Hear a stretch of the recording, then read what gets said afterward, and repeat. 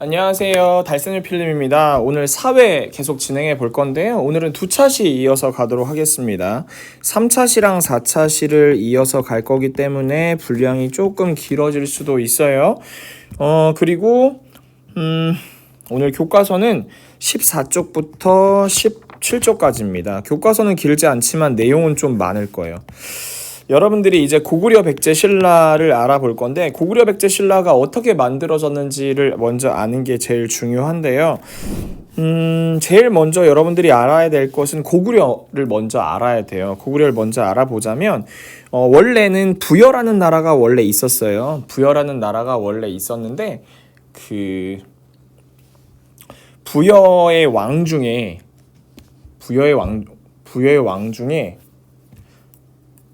하백인가? 하백이라는 사람하고, 이게 하백이 왕이었을 거예요. 왕인데 이제 유화라는 여자가 있었는데, 이 사람이 뭐 해모수의 아이, 그러니까 둘이 부부인데 해모수의 아이를 뵌 거야. 해모수의 아이를 뵈가지고 이제 알을 낳았어. 근데 여러분 이런 얘기 많이 들어봤잖아요, 그렇죠? 알을 낳았어요. 그 알을 하나 낳았는데 그 알을 이제 그 하백이 생각했을 때 되게 이상했을 거 아니에요. 그러니까 막 붓이라고 그러고 밖에다 버리라고 그러고 막 이랬단 말이야. 근데 여러분들이 알고 있는 대부분 신화에서처럼 얘가 뭐 부서지거나 막 그렇게 되지 않아. 오히려 뭐 새들이 와서 품어줬다 그러고 막 그랬다고 하더라고. 그래서 유화가 얘를 이제 열심히 품었어요. 품어서 얘가 이제 깨지면서 태어났는데, 그 태어난 사람이 누구였냐면 이제 주몽이란 사람이지. 옛날에 주몽이란 드라마 있었는데 여러분들 모르겠죠. 송일국 씨가 연기했었는데, 자, 주몽이라는 사람이 태어났어요. 근데 주몽은 이제 실제적인 이름이라기보다는 뭐 활을 잘 쏘는 사람, 약간 이런 느낌의 칭호였단 말이야. 근데 이미 하백은 여기에는 이제 왕자들이 많이 있었어. 왕자들이 뭐 7명이 있었다던가 6명이 있었다던가. 그러면 얘가 어차피 여기 있어봤자, 근데 얘가 주몽이 되게 뛰어났단 말이야. 뭐 활도 잘 쏘고 말도 잘 타고 막 대부분의 신화들이 약간 그렇잖아요. 그러니까 이제 뭐 얘를 뭐 나머지 왕자들이 주몽을 시기한 거야. 그래서 죽이려고 했는데 뭐 자기가 기르는 말이 뭐 도와줘서 도망을 가게 된 거지. 근데 도망을 갔는데, 근데 이제 주몽은 이미 부여에서 결혼을 한 상태였단 말이야. 주몽은 이미 부여에 부인이 있었어. 주몽하고 부인이 있었는데 부인이 임신을 하고 있었거든. 부인을 임신을 하고 있었는데, 지금 부여에서 형제들이 자기의 목숨을 노리니까 아래로 내려가야 되잖아요. 그래서 열심히 도망갔어, 말을 타고. 그래서 뭐 신화에 보면 어떤 얘기가 나오냐면, 뭐 강을 건너야 되는데 물고기랑 뭐 거북이들이 나타나가지고 뭐 다리를 만들어줬다느니 뭐래니 막 이딴 얘기 있단 말이야. 그래서 이 압록강 위에 졸본까지 열심히 도망을 갔어요. 도망가서 여기서 이제 나라를 하나 세운단 말이야. 그 나라의 이름이 바로 고구려란 나라예요. 고구려란 나라를 이제 짓게 돼. 고구려란 나라를 만들었습니다. 그러고 나서 자기가 이제 왕이잖아. 그래서 고구려, 그 한국을 빛낸 100명의 위인들이란 노래를 여러분들이 아는지 모르겠는데, 그 노래에서 고구려 세운 동명왕 있단 말이야. 그래서 이 사람은 동명왕이에요. 동명왕. 이제 말하기 따라서는 동명성왕이다라고 얘기하는 경우도 있는데, 고구려는 동명왕이 세웠다. 알에서 태어났어요. 이제 뭐 약간 신라에 가면 뭐 신라에도 알에서 태어난 애가 하나 있긴 한데, 애가 아니죠. 어른이죠, 어른. 근데 여기서 이제 살짝 얘기를 해주면, 이제 백제 얘기를 이어서 가야 되기 때문에 선생님이 얘기를 해줘야 되는데, 이 고구려에 내려오면서 여자를 하나 만났어. 역시 여자가 중요하지. 이거 주몽에서 나오는 얘기인데, 그 드라마 주몽에서 나오는 얘기인데, 여기서 여자 하나를 만나서 재혼을 했는데, 그 여자가 누구냐면 소선호야. 소선호 들어봤어요? 소선호? 근데 소선호는 이게 참, 나 결혼했는지 안 했는지 사실 정확히 몰라. 그냥 이제 뭐 잘 도와줬는지 어땠는지. 아들이 2명 있었단 말이야. 아들 이름이 한 명은 비류고 한 명은 온조야. 한 명은 온조야. 그러니까 어쨌든 간에 복명왕하고 소선호하고 사이좋게 지낸 거지. 내가 봤을 때는 다시 둘이 결혼한 게 맞는 것 같아. 근데 지금 어떤 상황이냐면, 부여에 임신한 부인이 있었잖아, 그렇지? 부여에 임신한 부인이 있었는데 아기가 태어났어. 아기가 누구냐면, 아기가 유리야. 이름 좀 예쁘지, 유리. 유리가 태어났는데, 이제 부인한테 얘가 맨날 이제 동네 친구들한테 놀림을 받는 거야. 애비도 없는 놈, 그러니까 나쁜 말이지. 근데 아빠도 없는 놈이라고 맨날 놀림을 당하니까 이제 엄마한테 와서 울어. 막 엄마, 나는 왜 뭐 아빠가 없나요? 막 이렇게 얘기를 해준단 말이야. 근데 뭐 너가 진짜 사실은 이제는 얘기해줘야 될 것 같구나 하면서 엄마가 연기를 시작하는 거지. 너는 이제 아빠가 없는 게 아니고 사실 고구려를 세우신 동명왕이 너의 아버지란다. 예? 정말요? 막 이렇게 된 거지. 그래서 사실 그 주몽이 고구려로 넘어가기 전에 증거를 남겨놔요. 뭐 이렇게 칼 있잖아. 칼 따단 칼을 선생님이 본 책에는 칼을 이렇게 손으로 땅 빵 깨서 이 깨진 거를 어디다가 숨겨놔. 그래서 이제 아들이 태어나면 뭐 이렇게 이 칼을 들고서 나를 찾아와라. 그러면 이제 증거품이 될 거다. 이렇게 얘기한단 말이야. 그럼 유리가 어떻게 했어?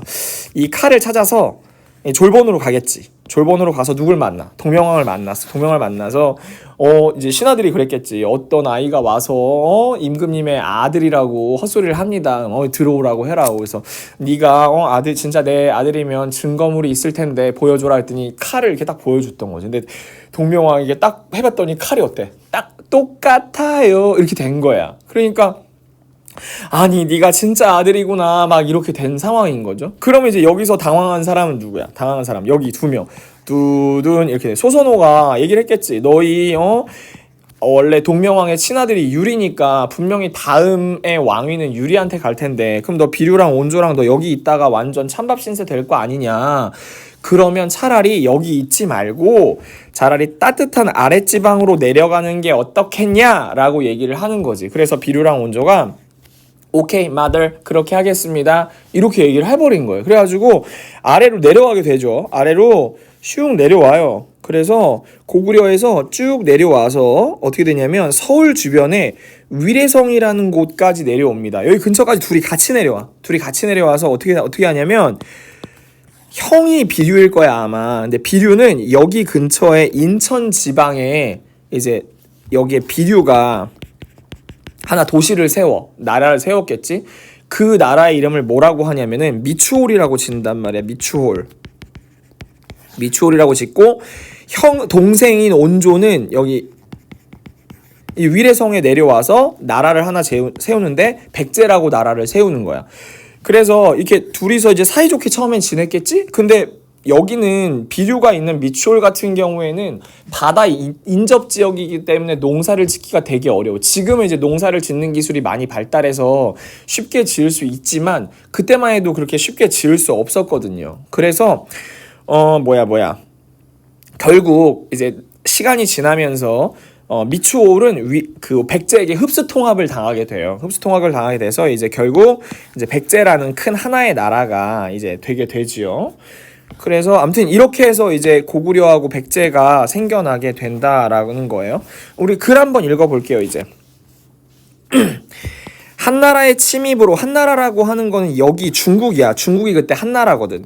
뭐 한자를 이렇게 썼던가. 아무튼 한나라인데 한나라의 침입으로 고조선이 멸망을 했어요. 이후에 한반도에는 그 주변의 지역에 여러 국가가 등장을 했어요. 아까 말했던 부여라는 국가 외에도 뭐 마한, 진안, 변안, 옥저, 동해 뭐 이런 나라들이 많이 생겼는데 그 중에 좀 힘이 세고 그런 나라들 이제 3개가 등장을 했는데 고구려, 백제, 신라라는 거죠. 뭐 옛날에 뭐 고구마 100개 심자 뭐 이딴 개그도 하긴 했는데 이런 나라들이 생겨났는데 가장 먼저 발전하게 된 나라는 이제 백제예요. 백제라고 해서 여기 보면은 이제 이런 얘기가 나오죠. 백제는 고구려의 왕자인 온조가 고구려의 남쪽으로 내려와 한강 지역에 세운 나라로 선생님이 얘기했죠. 삼국 중에 가장 먼저 전성기를 맞았다. 전성기는 뭐야? 내가 힘이 빵빵하다 이런 얘기인데 백제 근초고 왕은 외워야 돼요. 근초고 왕은 남쪽으로 영토를 넓히고 그리고 고구려를 공격하고 북쪽으로 진출했습니다. 주변 나라들과 활발하게 교류를 했습니다. 여기 보면은 나중에 없어지긴 하지만 가야라는 나라가 하나 나오죠. 가야 뭐 대가야, 금강가야 이렇게 나눠지는데 나중에 이제 신라하고 백제 차츰 망하게 됩니다. 이때는 가야가 있었어요. 근데 백제하고 특히 일본이잖아. 이때 외나라라고 불렸는데 일본하고도 관계가 되게 좋았어요. 그래서 제일 처음 전성기를 맞은 나라는 백제다. 죄송합니다. 순서를 미리미리 말해주면 백제 고구려 신라 순서라고 생각을 하시면 돼요. 백제 고구려 신라 순서라고 생각을 하시면 되고, 맨 처음에 백제 때 어느 왕이다? 근초고 왕이다. 이렇게 생각을 하시면 됩니다. 맨 처음에 근데 이제 백제에서 중요한 특징은 중국하고도 교류를 하고 일본하고도 교류를 했다. 나중에 선생님이 일본 얘기 한번 할 거예요. 그리고 나서 이제 두 번째로 전성기를 맞는 나라는 이제 고구려에 대해서 얘기를 할 건데요. 죄송합니다. 고구려는 주몽, 아까 얘기했죠. 활 잘 쏘는 사람을 주몽이라고 해요. 부여를 떠나서 졸본에 세운 나라이다. 여기 보면 졸본의 위치가 대충 나오죠. 졸본의 대충 위치는 압록강의 위쪽이다 라고 하는 거예요. 나중에 국내성으로 옮기기는 하지만 이후 고구려는 뭐예요? 국내성으로 수도를 옮겨요. 조금 내려올 거예요. 국내성 위치는 여기 보면은 졸본에서 조금 더 내려오죠.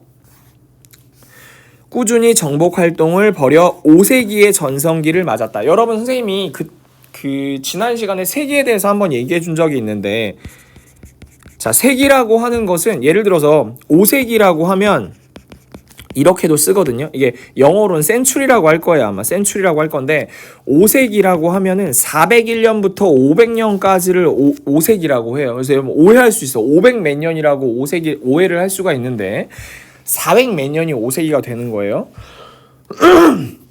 아, 왜 이렇게 목이 칼칼해? 죄송합니다.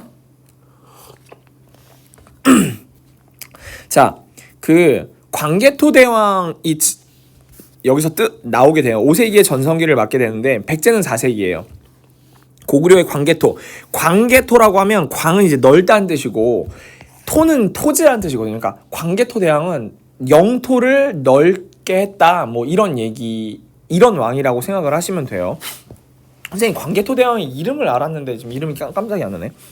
서쪽으로는 요동 지역을 확장하고, 이쪽이 요동 지방이래요. 이쪽이 요동 지방이고요. 그리고 남쪽으로는 백제계 영역이었던 한강 지역을 확장했습니다. 삼국이 각축을 벌이고 전쟁을 함에 있어서 이 한강 지역 있죠. 이 한강 지역이 엄청 중요했어요. 이거 남한강, 북한강으로 나뉘는데 한강 지역을 누가 차지하냐에 따라서 이때의 그 힘이 나눠졌다고 생각할 수 있습니다. 그래서 광개토 대왕은 엄청 영토를 확장을 많이 했다라는 걸 알 수 있는데, 그 뒤에 장수왕은 왠지 뭐 했을 것 같아? 장수했을 것 같죠? 엄청 오래 살았어요. 근데 장수왕이 그 수도를 다시 옮겨요. 수도를 어디로 옮기냐면 국내성에서 평양성으로 옮기면서 더 이상의 북쪽으로 나가는 건 약간 멈추고 아래쪽으로 나가는 걸 약간 집중을 하죠. 아래쪽으로 나가는 걸 집중을 하는데, 그래서 장수왕 같은 경우에는 아래쪽 영토를 이제 정복하는데 더욱더 공을 들입니다. 광개토 대왕 능비를 세워서 광개토 대왕, 아버지죠. My father예요. I'm your father. 업적을 기념을 합니다. 평양 지역으로 수도를 옮기고 남쪽으로 영역을 확장하게 되죠. 광개토 대왕 능비, 아까 우리 1차 신가에 나오죠. 엄청 커요. 여기에 뭐 광개토 대왕이 이렇게 했다 뭐 이런 내용이 많이 나오고 있습니다. 여기 충주 얘기가 나오는데, 충주에 중앙탑이라고 있어. 중앙탑이 뭐냐면 이제 약간 고구려가 여기까지 내려왔다라는 걸 증명하는 기록이에요. 그래서 충주에 있는 친구들은 알 텐데 이거 국보라서 되게 유명해요. 고구려 사람들은 광개토 대왕 능비를 왜 이렇게 크게 만들었을까요? 당연히 알리고 싶어서 그랬지. 빵빵하게 알리고 싶어서 그랬겠죠. 우리가 이제 백제에서 기억할 것은 근초고왕이고 당연히 다른 나라들하고 교류를 했다. 4세기, 온조 뭐 이런 것들 여러분들 알고 있어야 되고, 그리고 고구려에 대해서 알아야 될 것은 5세기 당연히 고려에서는 동명왕 알아야 되고, 그리고 광개토 대왕 알아야 돼요. 광개토 대왕 알아야 되고, 그리고 장수왕 알아야 됩니다. 장수왕 알아야 되고, 그리고 또 광개토 대왕 능비까지 여러분들이 기억을 하고 계셔야 돼요. 한강 유역 벨이 중요하다고 말씀드렸어요. 매우 중요합니다. 그리고 나서 이제 지금 이제 6세기 때는 그 신라의 전성기가 이루어져요. 신라의 전성기가 이루어지는데 박혁거세는 지금의 경주 지역을 중심으로 신라를 세웠다. 뭐 여기 경주 금성 여기를 이제 그거라고 얘기를 해요. 그 신라의 본지다, 약간 수도다 이렇게 얘기를 하는데 여기 되게 희한한 게 처음에는 보통 왕은 자기 아들한테 나라를 물려주기 때문에 성이 똑같이 전달이 되거든. 성이 예를 들어서 뭐 김주몽이면 김씨만 하고 이주몽이면 이씨만 한다는데 여기 처음에 박혁거세라고 하는 사람이 뭐 아래서 태어났대. 그래서 뭐 아래 뭐 고구려세 운동명왕 백제운조왕 아래서 나온 혁거세 뭐 이렇게 노래 있단 말이야. 근데 여기는 약간 뭐 중간에 왕이 바뀌어 막 석탈해 뭐 이름이 석탈해야 진짜 석탈해 뭐 김알지 막 이래.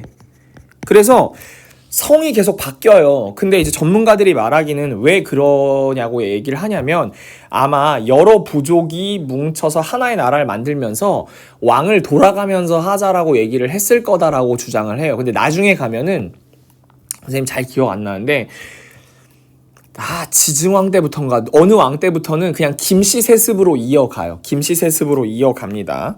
그래서 나중에 여러분 뭐 알죠? 뭐 김유신 이런 사람들 다 여기 왕자예요, 왕자. 물론 가야에서 들어오긴 했지만 박혁거세인데 김씨세습이라고 그러니까 좀 가슴 아프긴 하다, 그쵸? 5세기 초에 고구려가 힘이 아까 광개토대왕 장수왕 왔을 때 빵빵했잖아. 그래서 남쪽 지역으로 진출해오자 신라하고 백제하고 손을 잡아요. 그걸 뭐라고 하냐면 나제동맹이라고 해요. 나제동맹. 왜 나제동맹이라고 하냐면 신라하고 백제하고 동맹을 했기 때문에 나제동맹이라고 한단 말이야.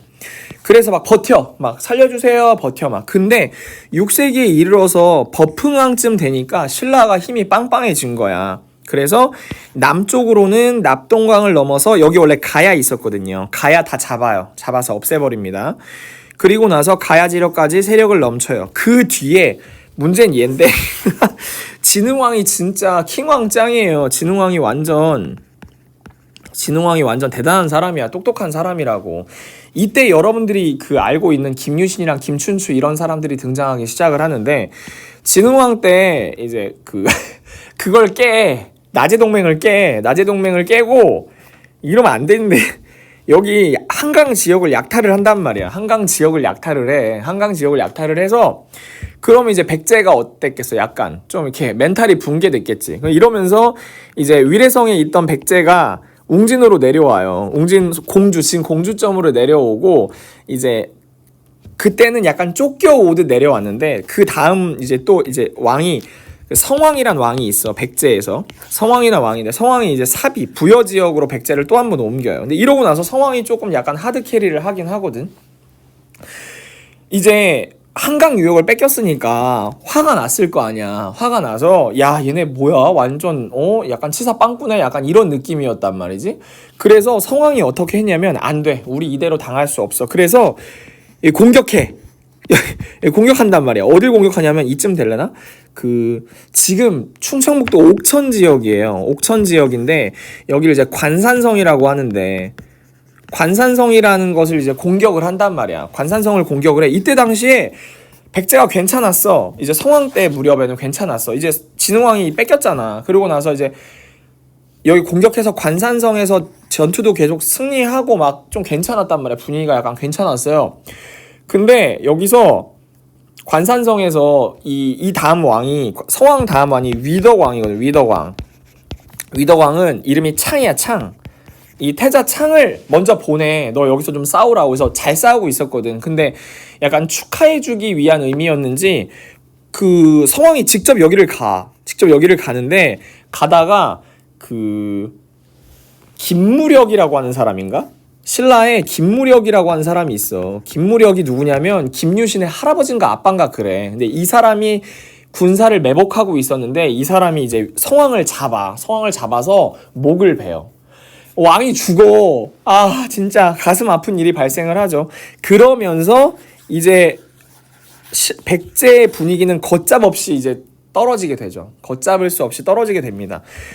이제부터 신라가 거의 이제 하드캐리 한다고 생각을 하시면 돼요. 좀 안타깝죠. 그래서 여기 보면은 이제 진흥왕은 백제 연합군과 함께 고구려가 차지했던 한강 유역을 빼앗았어. 일종의 배신이지. 배신이야. 배반이야. 약간 이런 거야. 한강 요역을 놓고 신라와 백제가 전쟁을 벌였어요. 그게 그거야. 관산성 전투야. 근데 그 결과 신라가 승리했어. 성왕이 죽었어. 김무력이 성왕을 죽였단 말이야. 그래서 한강 유역을 차지하게 되죠. 또 신라는 대가야를 흡수하고 가야 연맹을 소멸시켰다. 여기 가야 있었다 했잖아요. 얘를 다 이제 소멸하게 되죠.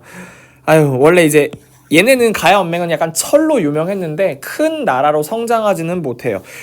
가야가 망하면서 김유신이 원래 가야 사람이었거든. 근데 이제 신라에서 가야를 병합하면서 뭐라 그랬냐면은 너네가 우리나라로 들어오면 너네 그 귀족이었던 사람 귀족으로 그대로 인정해줄게. 약간 그렇게 했단 말이에요. 그래서 김유신은 가야의 왕족이었는데 신라로 넘어오면서 왕족은 아니어도 약간 귀족으로 좀 인정을 받았었죠.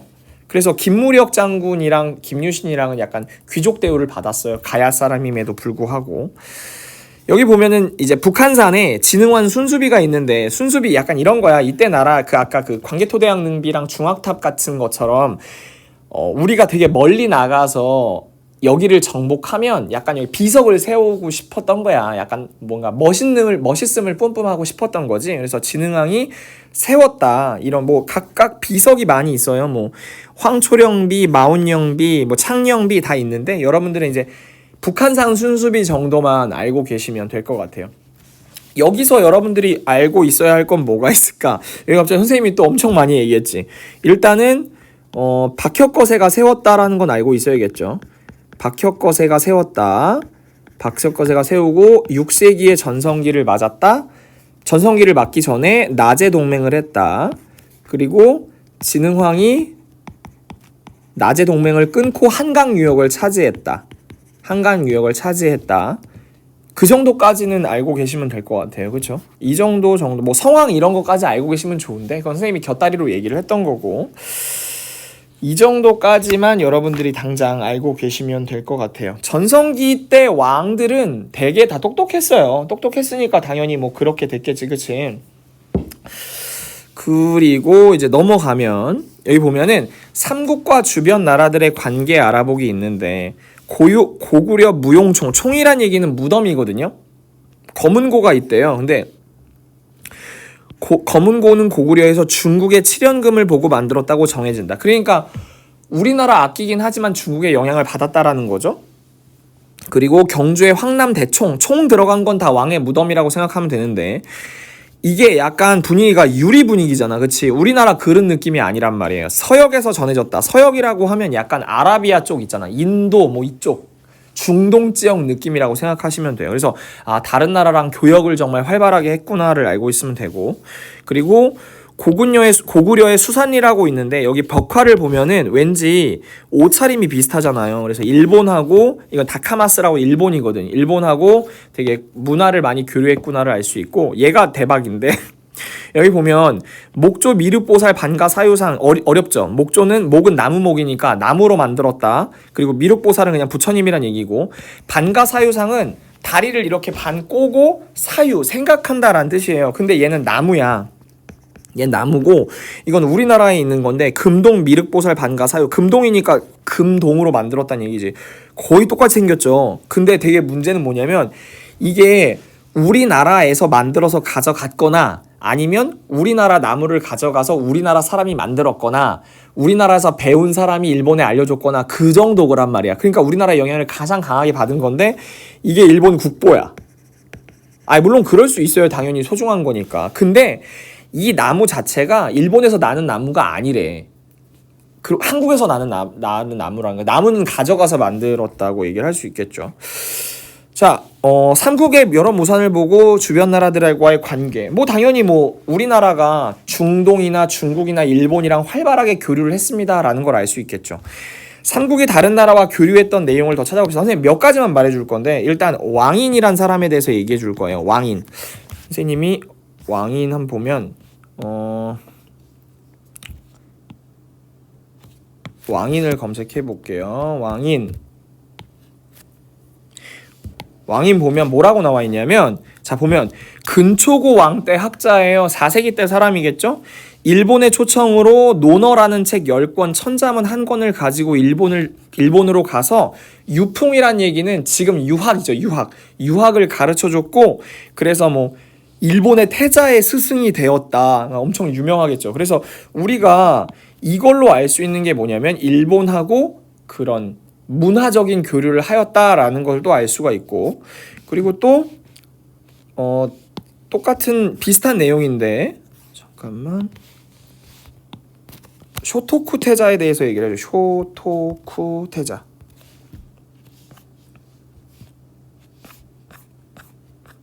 자 보면은 6세기 후반에 용명천왕의 아들로 태어났어. 누군지 몰라. 어쨌든 고구려의 승인은 이제 스님이거든. 고구려 스님인 해자하고 백제 스님 해총한테 불교를 배워왔어. 그러니까 일본 사람임에도 불구하고 우리나라 사람들한테 이제 불교를 배운 거죠. 쇼토쿠 태자. 뭐 이거 말고도 굉장히 많이 있어요. 근데 여러분들이 이제 조금 알아보시면 얼마든지 알 수 있는데 선생님이 강의를 길게 찍고 싶지 않아서 짧게 끊으려고 합니다. 오늘 선생님이 중요하게 찍어준 거는 반드시 알아야 돼요. 다음 시간에 선생님이 시작할 때 한번 퀴즈 같은 걸로 한번 물어보도록 하겠습니다. 오늘 수고하셨어요. 한번 꼭 복습해 보셔야 돼요. 어려운 내용이니까. 아유 아파라. 오늘 여기까지 하겠습니다. 안녕.